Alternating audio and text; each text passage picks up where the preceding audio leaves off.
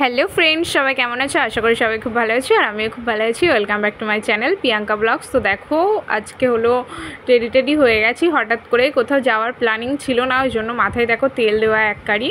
তো এই ড্রেসটা পরে নিয়েছি, রেডি হয়ে নিয়েছি। এখন বাজে 2:52। তো কেমন লাগছে কমেন্টে কিন্তু অবশ্যই জানিও। আমি যাব না বলছিলাম, বাবার মাকে যেতে বলছিলাম, তো বলে একা কেন বাড়ি থাকবি, ওই জন্য চল যায় একসাথে, আবার চলে আসবো খুনি, ওই জন্য রেডি হয়ে নিলাম। তো বাবা দেখো একটা মাজা এনেছে আর সন্দেশ নিয়ে এসেছিলো আর দই নিয়ে এসেছিলো। তো চলো আর কি যাওয়া যাক। মিষ্টি টিষ্টিগুলো রেডি করে নিয়ে নিয়েছি। তো কোথায় যাচ্ছি জানতে হলে পুরো ভিডিওটা দেখতে হবে। তো মা আর আমি একটা রিলস করে নিচ্ছিলাম। মা এই শাড়িটা কিনে রেখেছিল বাট পরেনি, তো লাল পাশ সাদা শাড়ি টাইপসের। তো আমি বলি পরে নাও, তো কি হয়েছে, পরবে তো? তা মা বলে সাদা শাড়ি পরবো? তো আমি বলি হ্যাঁ, তো কী আছে, ভালোই তো লাগছে, লাল আছে, ওই জন্য পরেই নিল। তো এসে বেরিয়ে গেছি, 3টে বাজে, এখন 3:17 এখন বার হচ্ছি। তাহলে ভাবো, মানে দূরের ট্রেন খুব, আমরা একদম ভীষণ স্লো এরকমভাবে ভাবছে। দিদিদের বাড়ি যাচ্ছি, ফাইনালি বলেই দেই, দিদিদের বাড়ি যাচ্ছি জামাই ষষ্ঠী নিমন্ত্রণ করতে। এটা অনেক দিনের ভিডিও, বাট আজকে আর কি শেয়ার করলাম। করব করে শেয়ার করা হয়নি। তো বাবা এত লেট করেছে যেহেতু দোকানের কাকুটা আজকে আসেনি, কাকু কোথাও একটা নিমন্ত্রণ ছিল ওই জন্য গেছিলো, আর বাবা ওই জন্য একা ছিল বলে লেট তো হবেই। আর এই সে রাস্তা বুঝতেই পারছো কীরকম রৌদ্র পড়েছে আর বিভৎস গরমও পড়ছে। মা, আমি আর বাবা, আর সামনে পিতিশা বসেছে, এরকমভাবে একসাথেই যাচ্ছে আর কি। খুব আনন্দ হচ্ছে যেহেতু মানুকে দেখবো, এরকম ব্যাপার। আর মানু শুধু ফোন করছে, বলে কখন আসবে মনু, কখন আসবে, এরকমভাবে বলছে। যেহেতু কথা বলতে শিখে গেছে। আগের ব্যাপারগুলো আলাদা ছিল, বাট এখনকার ব্যাপারগুলো অনেকটাই চেঞ্জ না, যত বড় হবে তত চিনতে শিখবে, এরকম ব্যাপার হয়ে গেছে। তো যাচ্ছি ফাইনালি। তো এটা হলো নিমচি হাই স্কুলের আগেই আমার দিদিদের বাড়ি যেতে হয়। তো এই রাস্তার ভিডিও আমি অনেকবার আগেও করেছি, ওই জন্য আর করলাম না। তো এই দিদিদের বাড়ি ফাইনালি চলে এসেছি। দিদিদের এসে মন্দির টন্দির আমসত্ত্ব দিয়েছে মাসিমা, দেখছি।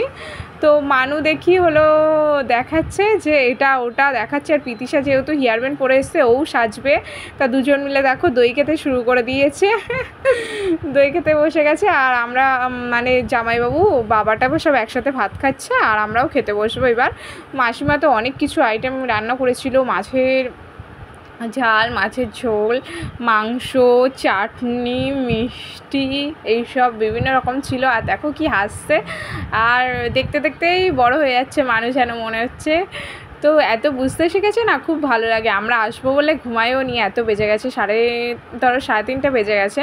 তো এখনও ঘুমাইনি। আর আমাদের খেতে দিতে অনেক লেট হয়ে গেছিলো, যেহেতু বাবারা খেয়ে উঠেছে, তারপরে আমি, মাসিমা, মা, দিদি সব একসাথে খেতে বসেছিলাম।